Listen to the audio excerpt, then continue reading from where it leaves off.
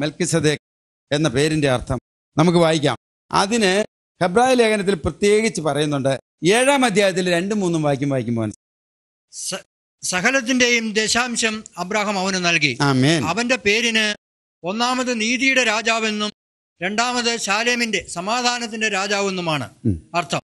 അവന് പിതാവോ മാതാവോ വംശപരമ്പരയോ ഇല്ല. അവന്റെ ദിവസങ്ങൾക്ക് ആരംഭമോ ആയുസിന് അവസാനമോ ഇല്ല. ദൈവപുത്രന് സദൃശനായ അവൻ എന്നേക്കും പുരോഹിതനാണ്. ഇതാ മെൽക്കിസദേക്കിന്റെ ക്രമം. യേശുവിൽ ഇണങ്ങണമെങ്കിൽ അവന് മാതാവോ പിതാവോ വംശപരമ്പരയോ ഇല്ല. അവന്റെ പേരിനർത്ഥം ശാലേമിന്റെ രാജാവ്.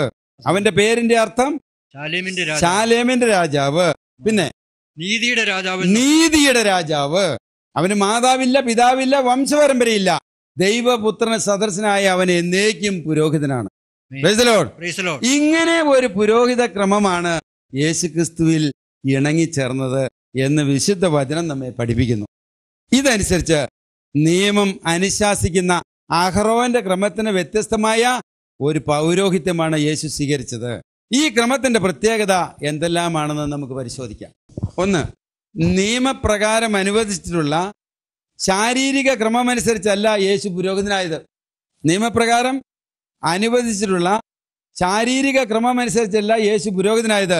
അതായത് ലേവി ഗോത്രത്തിൽ നിന്നല്ല, പിന്നെയോ യൂദാ ഗോത്രത്തിൽ നിന്നാണ് കർത്താവ് ജനിച്ചത്. എബ്രായർ 7:14 നമ്മുടെ കർത്താവ് ജനിച്ചത് യൂദായുടെ വംശത്തിലാണെന്ന് സ്പഷ്ടമാണ്. ആമേൻ. ഈ വംശത്തിന്റെ പൗരോഹിത്യത്തെ കുറിച്ച് മോശെ ഒന്നും പറഞ്ഞിട്ടില്ല. 2, പിന്തുടർച്ച പ്രകാരമല്ല, പിന്നെയോ അക്ഷയമായ ജീവന്റെ ശക്തി നിമിത്തമാണ്. എബ്രായർ മെൽക്കിസദേക്കിന്റെ സാദൃശ്യത്തിൽ മറ്റൊരു പുരോഹിതൻ പ്രത്യക്ഷനാകുന്നതിൽ നിന്ന് ഇത് കൂടുതൽ വ്യക്തമാകുന്നു. ഇവനോ ശാരീരിക ക്രമമനുസരിച്ചല്ല, പ്രത്യേക അക്ഷയമായ ജീവന്റെ ശക്തി നിമിത്തമാണ് പുരോഹിതനായത്. അതെ, പ്രൈസ് ദി ലോർഡ്. ശാരീരിക ക്രമമനുസരിച്ചല്ല, പിന്നെ അക്ഷയമായ ജീവന്റെ ശക്തി നിമിത്തമാണ് അവൻ പുരോഹിതനായത്. ദൈവത്തിന്റെ വാക്കുകളാണ് അതിന് ആജ്ഞ പുറപ്പെടുവിച്ചിരിക്കുന്നത്. ഇനി 3, ദൈവത്തിന്റെ ശബ്ദത്താലാണ് യേശു പുരോഹിതനായത്. സങ്കീർത്തനം 110:4 വ്യക്തമായി നമ്മൾ വായിച്ചു. എബ്രായർ 7:20 അതും ശബ്ദത്തോടു കൂടെയാണ്. മുമ്പ് പുരോഹിതരായവർ ശബ്ദം കൂടാതെയാണ് തങ്ങളുടെ സ്ഥാനമേറ്റത്. ഇവനാകട്ടെ കർത്താവ് ശപഥം ചെയ്തിട്ടുണ്ട്, അവൻ മനസ്സ് മാറ്റുകയില്ല, നീ എന്നേക്കും പുരോഹിതനാണ് എന്ന് തന്നോട് പറഞ്ഞവന്റെ ശപഥത്തോടു കൂടിയാണ് പുരോഹിതനായത്. 4, യേശു എന്നേക്കും ജീവിക്കുന്നവനാകിയാൽ അവന്റെ പൗരോഹിത്യം കൈമാറ്റപ്പെടുന്നില്ല. Price the Lord. അവന്റെ പൗരോഹിത്യം കൈമാറ്റപ്പെടുന്നില്ല.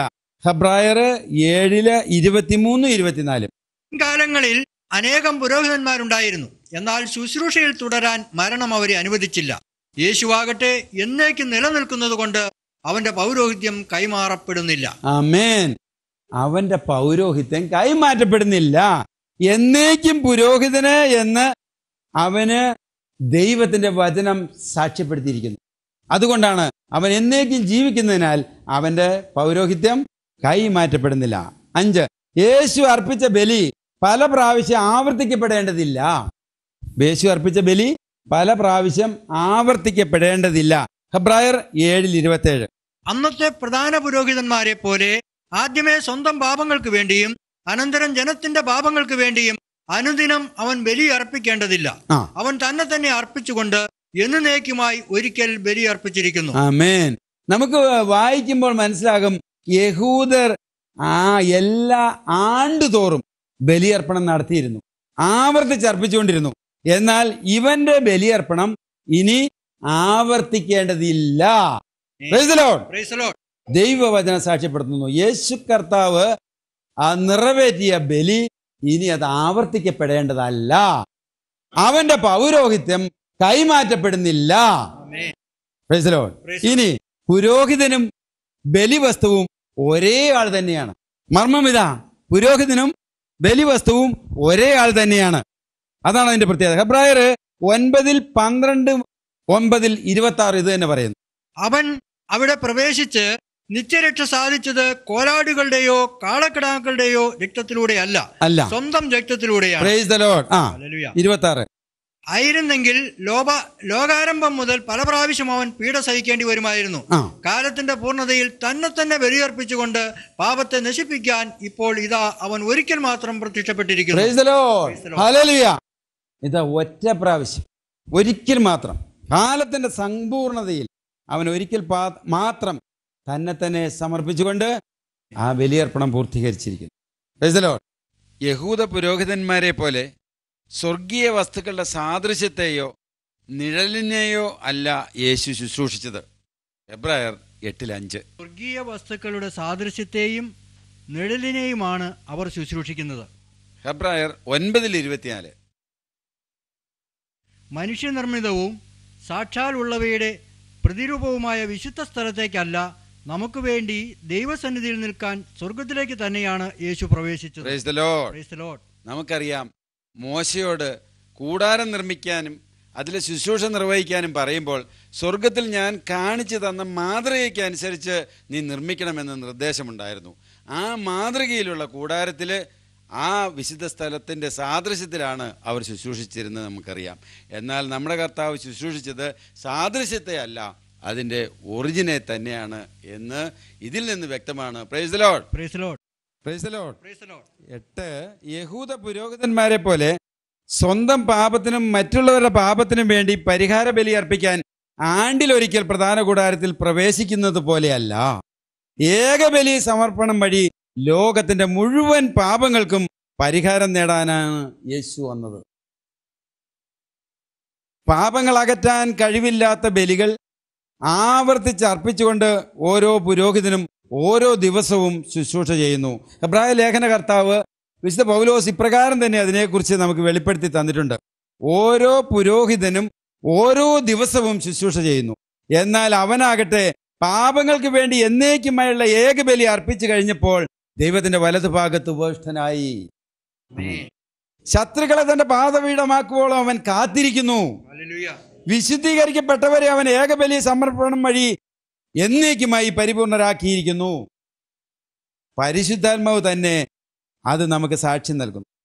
ആ ദിവസങ്ങൾക്ക് ശേഷം അവരുമായി ഞാൻ ഏർപ്പെടുന്ന ഉടമ്പടി ഇതാണ് എന്ന് കർത്താവ് അരുളി ചെയ്യുന്നു.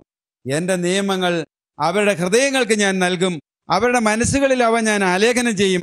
അവിടുന്ന് തുടരുന്നു, അവരുടെ ദുഷ്പ്രവൃത്തികളും പാപങ്ങളും ഞാൻ ഇനി ഒരു കാരണവശാലും ഓർമ്മിക്കുകയില്ല. പാപമോചനം ഉള്ളിടത്ത് പാപപരിഹാര ബലി ആവശ്യമില്ലല്ലോ. Price the Lord.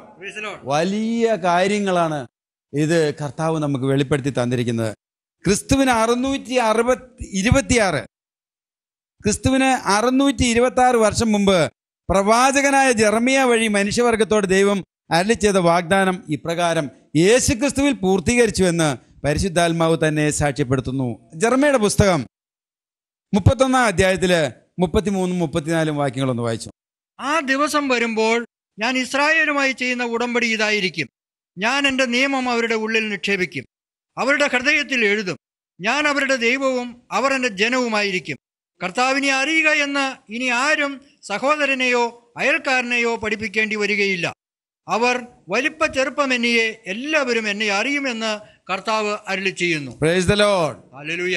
അത് വിശുദ്ധ പൗലോസ് ഹെബ്രായ ലേഖനത്തിലെ 8-ാം അധ്യായത്തില് 8 മുതൽ 11 വരെയുള്ള വാക്യങ്ങളിൽ അത് രേഖപ്പെടുത്തിയിരിക്കുന്നു. കർത്താവ് അരുളി ചെയ്യുന്നു, ഇസ്രായേൽ കുടുംബവും യൂദാ കുടുംബവുമായി ഞാൻ ഒരു ഉടമ്പടി സ്ഥാപിച്ചിരിക്കുന്ന ദിവസങ്ങൾ വരുന്നു.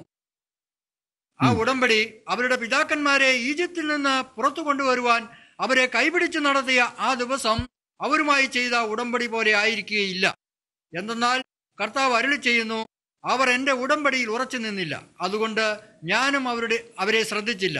കർത്താവ് അരുളി ചെയ്യുന്നു, ആ ദിവസങ്ങൾക്ക് ശേഷം ഇസ്രായേൽ ഭവനവുമായി ഞാൻ ചെയ്യുന്ന ഉടമ്പടി ഇതാണ്.